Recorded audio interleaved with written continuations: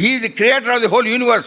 సర్వ సృష్టికి ఆయనే నాథుడు, ఆయనే సృష్టించినాడు కనుక సృష్టి అంతా ఆయన మాట వింటుంది, సృష్టి అంతా ఆయనకి లోబడుతుంది. కానీ మనం లోబడ్డంలే, లోబడినట్టు నటిస్తాం, లోబడినట్టు మాస్కులు వేసుకొని తిరుగుతుంటాం, విశ్వాసిని అని. కానీ బ్రతుకు ఏమాత్రం మ్యాచ్ కానే కాదు.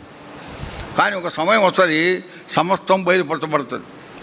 అందుకని ముసుగులు వేసుకోకుండా, మాస్కులు వేసుకోకుండా నిజమైనటువంటి క్రైస్తవులుగా, విశ్వాసములుగా ఉంటేనే నిజమైనటువంటి ఆశీర్వాదం, నిజమైనటువంటి ఆరాధన మన హృదయంలో నుంచి వెల్లువికి వస్తుంది.